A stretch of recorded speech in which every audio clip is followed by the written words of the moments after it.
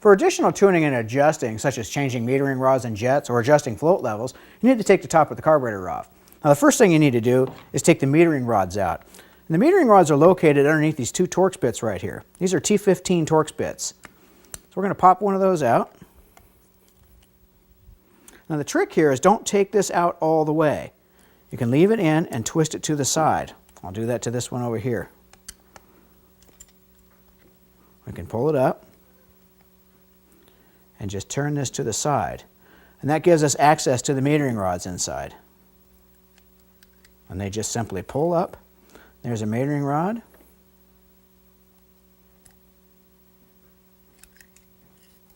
There's a metering rod. Here's a spring.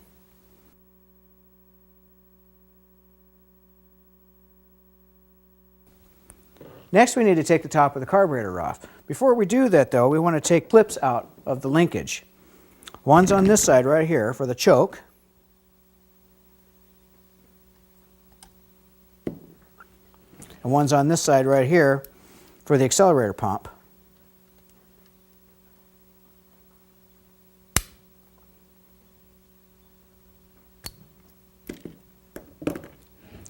Pop these out.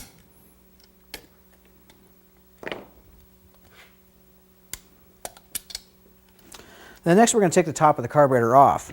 Now these up here are T25 Torx bits. Don't try and use a Phillips screwdriver inside of here. You're just going to strip the screws out and you'll never be able to get the top off.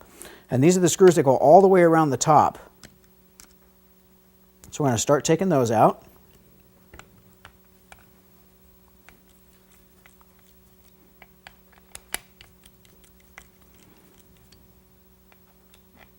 The trick is take all the screws out.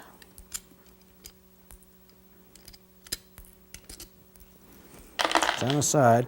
Now sometimes the top of the carburetor will be stuck. Just give it a couple of light taps with a plastic end of a screwdriver handle and it won't damage the finish of the carburetor and it'll help break that gasket loose.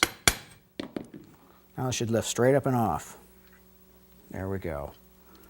What we have right here are the two floats and the accelerator pump. So we're going to set that down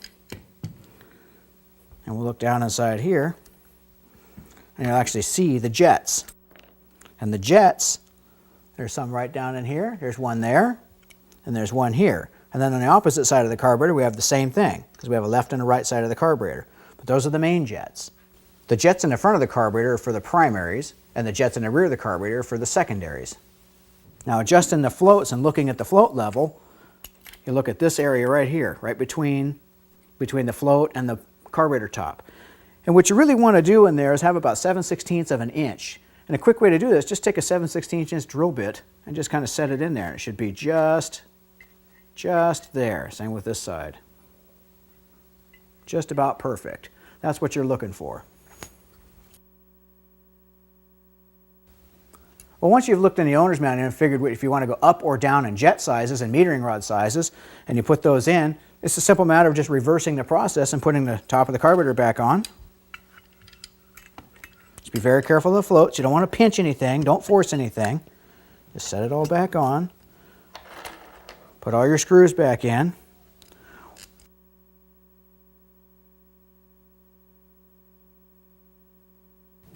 Now the trick is when you get most of these snug down, don't just tighten one and then another. Just snug them gently all the way around, a little more and a little more in kind of a crossing pattern so you don't warp the top of the carburetor.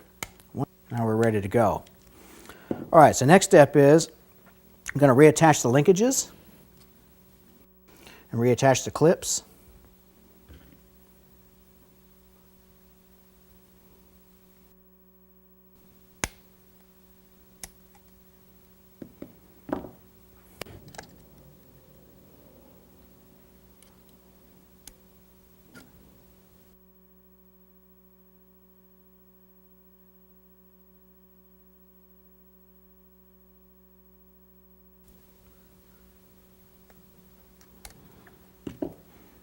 All right, now we're ready to put the metering rods back in.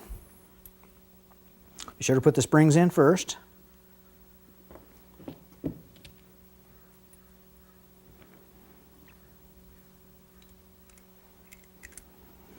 Just push these down very lightly and slide the covers back over.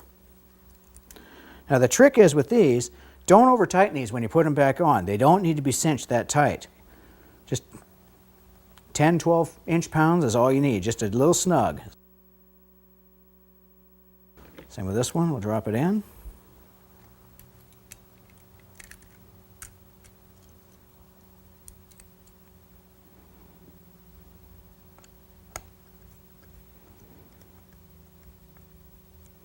And the carburetor's back together. All right, one of the last final adjustments you might need to do to a carburetor is adjust the electric choke. I'm going to show you how to do that. It's real simple. It has 3 screws on the outside of the housing. All you want to do is just loosen those. You don't need to take them all the way out. And if you look on the outside of the housing right here, it says lean. And there's an arrow pointing this direction. So if we turn to lean it, it's going to open the choke. We see the choke plate right here, opening and closing. Now I'm going to richen it and lean it.